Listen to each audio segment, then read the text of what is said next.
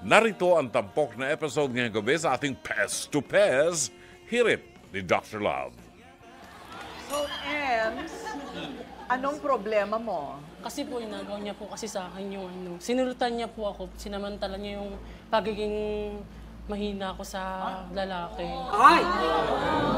Eh ako hindi naman po ako katulad niyang kalad ka rin. Ay! Sino ba itong pinag-aagawan ninyo? Kasi ate ko rin nga, ito lang ha, pasensya na. Pag mga bading kasi tulad namin, pag kami nagkagusto sa lalaki talaga, syempre kung lalaki gugustuhin namin, dapat gwapo na talaga. So feeling ko gwapo talaga yan.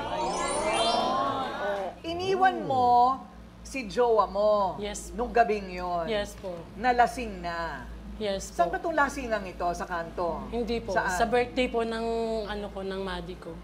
Ng best friend ko. Ng best. Sa Yes birthday po. nung Yeah, best po. friend mo. Okay.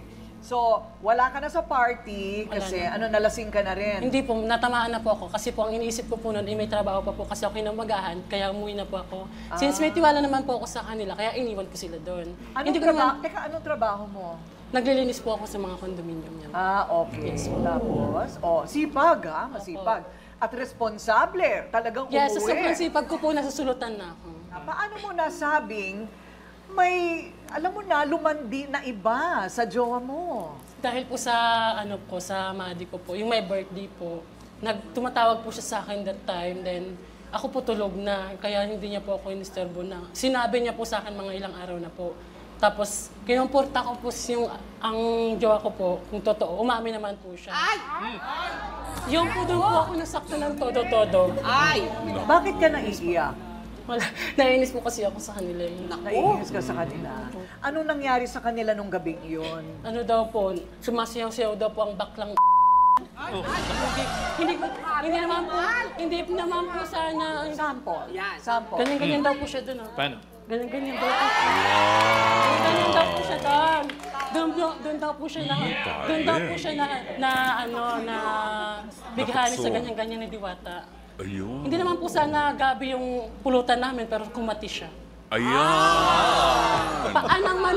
Paanang manok ang pulutan, pero kumati-kati siya. Eto na. Paanong manok? Kasi yan lang ang panig ni Ems. Si Diwata okay? pala. Tignan naman natin kung ano ang panig ng kanyang nirereklamo. Diwata! Humarap ka na! Ayun pala ang Diwata.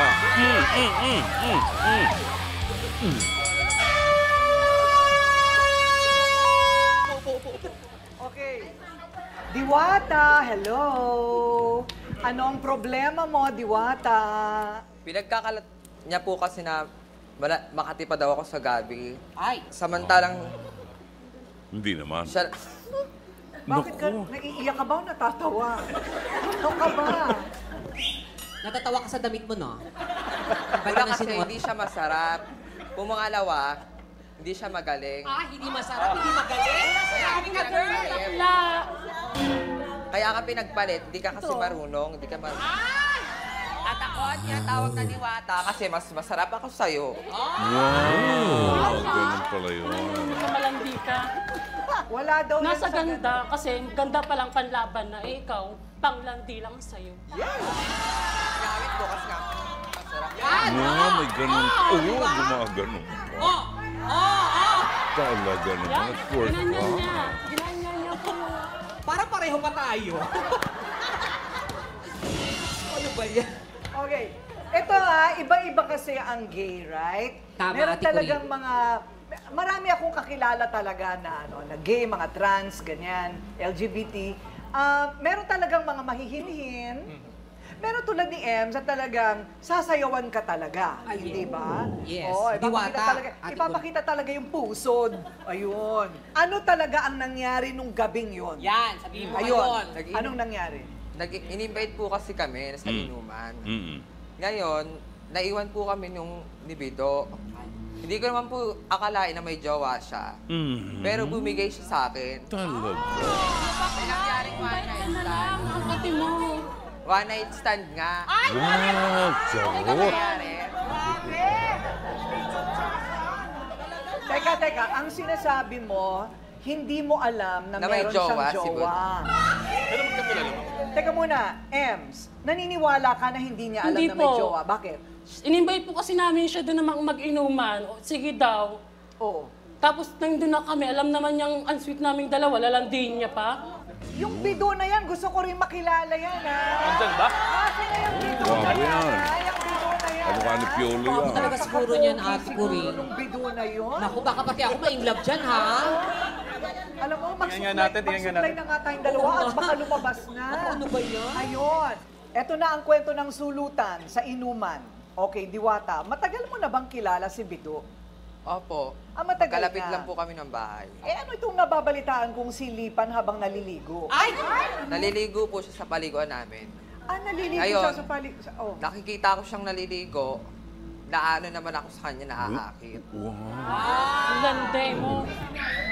Ate Curi, yung pinaliliguan niya ba, yung banyo yan o open na parang ano? Open na paliguan. So parang ilog? Opo. Ano yun sa palagay mo nananadya na nagpapakita siya sa'yo?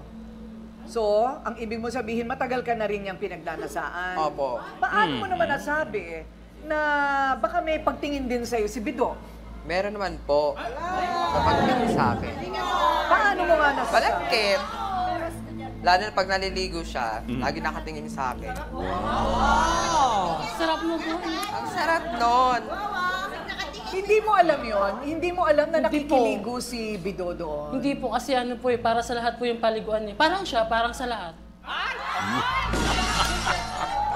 Sa mga artista ba, sino bang medyo hawig niya?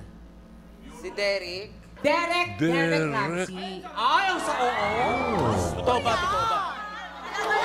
Magsuklay ka na dahil. Gusto ko lang din i-confirm kay Ems. Totoo ba na mala Derek Ramsey daw? Eh, yung paningin niya eh. O, ikaw? Lahat naman sa kanya gwapo eh. Ikaw, ano tingin mo dun sa kay Bido? Mabait lang po talaga. Mabait. Eto muna, dito muna tayo sa masasayang alaala. Kasi sabi mo nga, mag-iisang taon na kayo. Talagang feeling mo naman, minahal ka ni Bido. Opo. Tulad ng ikaw ba ibinibilhan niya ng gamit, pinauutang, minamasahe? Ayun po, minamasahe niyo po ako minsan. Ay, minamasahe. Pag galing po ako sa trabaho at may time kaming dalawa. Ay, ganon. Sinusuklay niya yung buhok Yes mo. po. Nagagandahan nga po siya sa buko eh. Talaga? Okay. O, eto na. Kung si Ems mayroong kakampi, abay, meron din sa panig ni Diwata. At magugulat kayo kung sino ang nasa panig ni Diwata. Sino? Huwag nang patagalin ng mala Derek Ramsey daw, Bido! Harap ka na! Bido! Si Derek. Elizabeth Ramsey, kamukha nito.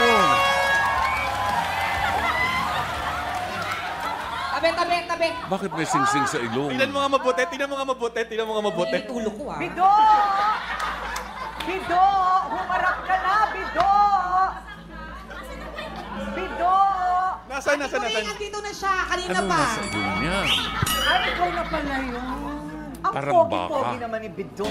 Ang haba ng hair. Kasi ang haba ng bigote. Yan. Ang haba-haba ng bigote. Okay. Tumayo ka nga muna, Ems, at saka si Bido, at humarap kayo sa camera. Tingnan natin kung sino mas bagay. Sige. Tayo. Diyan kayo sa gitna. Harap sa camera. Magtabi kayo. Ayan. Bido, tayo daw, tayo. Bido, tayo, sabi. Nakatayo ka na ba? Sorry. Ayan. Okay? Ayan ang couple number 1. Thank you, Ems. Ikaw naman, Diwata. Diwata. Tayo ka naman. Oh!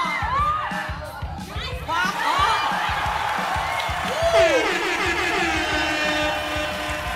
Yeah, baby! Ate ko rin bagay na bagay. Happy Mother's Day, no? Alam mo, ito Donita, napapansin ko talaga, si Ems, parang sakit na sakit ang kalooban niya. Doon talaga, pag nakikita ko siya, parang kanina pa siya medyo naluluha, tsaka parang nasasaktan talaga siya. Pag nakikita niya, I think it's because, tama ba ako, Ems? Ang tagal din ng 1 year na nagmahalan kayo, ha? Ang tagal ko rin nagtyaga sa kanya. Like, Like, mapupunta paano? lang siya sa mga walang kwenta.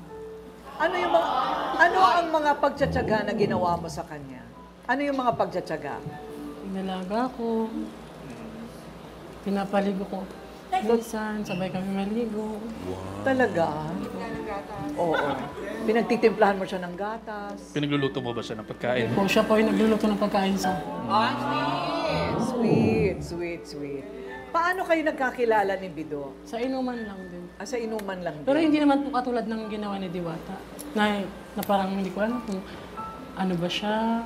Hindi naman sana kami ahas, pero bakit nagiging ahas siya? Okay. Ano ang nangyari nung gabing yun? In-invite po kami mag-inuman. Niyaya kayong mag-inuman. Tapos, Tapos nung gabi po, pumunta siya doon kasi nasa trabaho po siya eh. Kumbaga, kami nauna na kami doon, tapos pumunta siya. Tapos nag-inom kami. Medyo sabi niya, magpaalam sa akin na uwi na daw siya. Bauna na daw siya uwi kasi may pasok pa siya kinabukasan. Sabi ko, sige, umuwi na siya. Tapos ang natira kami, 3 na lang po. Nagiinom po kami. Tapos si Ate Rona naman, pumasok na po sa loob kasi lasing na rin po siya. Kami dalawa natira. Tapos dalawa na kami nagiinuman. Siya naman po, sayaw na sa may harapan. Wow. Yun nga po, mayroon po nangyari sa amin nung gabi. Tingnan lang natin, evaluate lang natin. Masaktan ang masasaktan, ha? Pero ito ang katotohanan at ito ang nakikita ko. Unahin natin si, anong pangalan? Si Bido. Si Bido ay 20 anyos, may trabaho, dating karelasyon ni Ems, kulang-kulang 1 taon ng kanilang relasyon, at nasayawan ni Diwata at nahulog na siya kay Diwata yung gabing yun. No? Mahirap mo kaming papaniwalain na in love ka kaagad kay Diwata doon sa gabing yun. May karelasyon ka pa. Aminin na natin ang katotohanan, ito'y tawag ng laman. Ang tingin ko mga bata, mga anak, hindi kayo seryoso sa pakikipagrelasyon. Alam nyo, ang pakikipagrelasyon ay binubuo yan ng matagal na panahon. Ini-invest natin ang time at ang emosyon. No? Kaya magiging masakit para sa katulad ni Ems na mapunta ka sa iba overnight. No? Parang one night stand. So, ang sa aking paliwanag sa inyo, mga anak, pag-isipan muna ang mga desisyon ninyo at huwag masyadong patatawag sa laman. Yan lilipas din pagdating ng araw. Ang mahalaga, mapatatag ang isang magandang relasyon na magtatagal. ay,